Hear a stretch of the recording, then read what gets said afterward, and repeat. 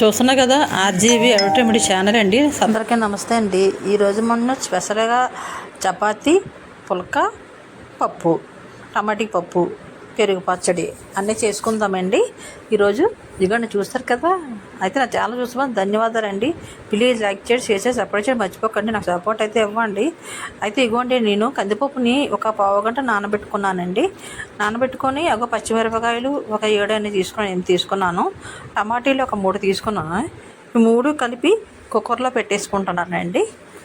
కుక్కర్లో పెట్టేసి ఉడకబెట్టేసుకుందాము. ఇవ్వండి పప్పు నేను వేస్తున్నాను కదా. వేసేసి తర్వాత ఎన్ని నీళ్ళు పడతాయో అన్నీ చూసుకొని కరెక్ట్గా పప్పుకి ఒక ములిగి 1 ఇంచి పైకి వాటర్ వచ్చేసేట్టు కుక్కర్లో వేసేసుకొని మనం ఒక 6 విజల్లు వేయించేసుకుందామండి. అలా రెడీ చేసేసుకుందాము. అయితే వేసేస్తున్నాను కదా. ఇవ్వండి వాటర్ పోసేసి మనము కుక్కర్ విజల్ వేయించేసుకుందాము. ఇగోండి మీరు చూపించాను కదా. అగోండి వాటర్ ఎలా వేసానో చూపిస్తున్నాను మీకు తెలియాలని. ఇగోండి విజల్ వేయించేసుకున్నాము. అయితే మనం పక్కన పెట్టేసుకుందాము. పక్కన పెట్టి చపాతీకి రెడీ చేసేసుకుందాము. ఆ కుక్క చల్లారాలి కదా. ఇగోండి పిండి తీసుకున్నాను. ఒక 1/2 కేజీ పిండి తీసుకొని సాల్ట్ వేసేసుకున్నాను. వేసుకొని దాంట్లో నూనె కానీ పాలు కానీ ఏది వాడనండి.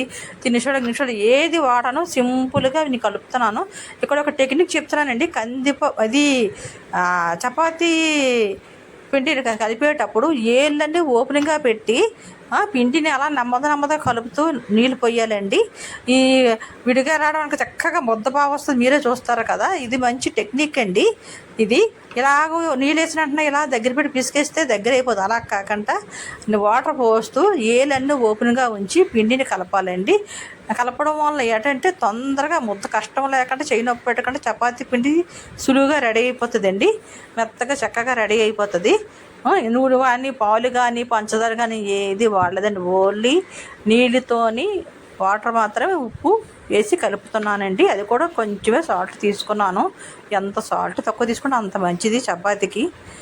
ఇది పుల్కా చపాతీ రెండింటికి రెడీ అవుతుందండి. మీరే చూడండి. ఒక కలిపాను చూడండి మెత్తగా స్మూత్గా రెడీ అయిపోయింది.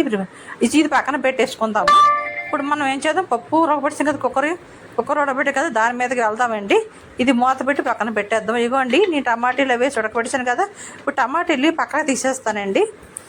తీసేసి పప్పుని లోని కొంచెం మీరే చూడండి సాల్ట్ కొంచెం కారం వేసి దాన్ని మళ్ళీ మరగబడదామండి.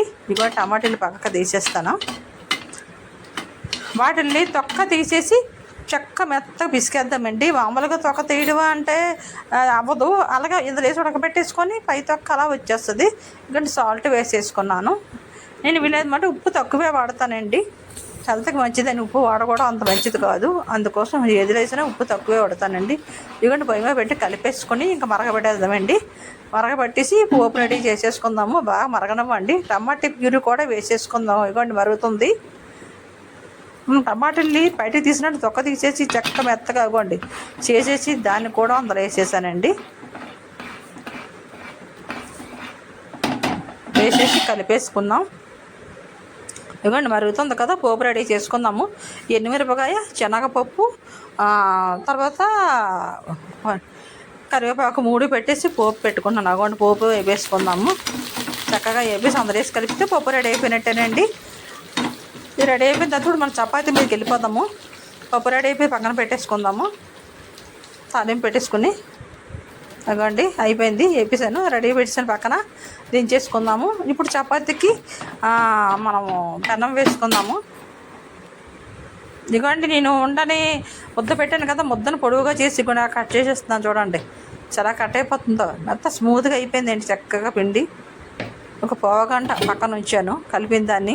ఇందులో పాలు నూనెలో గిన్నెలు ఏవి వేయలేదండి. న్యాచురల్గా ఓన్లీ పిండి చిన్న సాల్ట్ వేసి నీళ్ళతో కలిపాను. చూడండి ఎంత చక్కగా వచ్చిందో. స్మూత్గాను చక్కగా పొంగుతాయండి. ఇవన్నీ వేస్తే కానీ నూనె వేస్తే కానీ పొంగం అనుకుంటారు. కానీ చపాతీ పామడం నేను చూపించలేదండి. అది పెద్ద చూపించవసరం లేదని అనుకున్నాను. ఎందుకు వీడియోలో ఎంత అయిపోతుంది అలాగని అక్కడ పామేసుకున్నానండి. అలా కాలుస్తున్నాను చూడండి. అటు ఇటు కాలుస్తున్నాను. తిరిగేసి కాల్చుతుండాలి. పెనం మీద నూనె లేకుండా కాలుస్తున్నాను. పులకాయ అండి ఇది. చూడండి చక్కగా పొంగుతాయి. మెత్తగా రెడీ అవుతున్నాయి. మీరే చూడండి, మీకే తెలుస్తుంది. అవ్వండి, నేను తిరగడానికి కూడా క్లక్కరే వాడతానండి. గారెలు తీయడానికే కాదు, అన్నిటికీ క్లక్కరే వాడతాను వీళ్ళది మట్టుకును.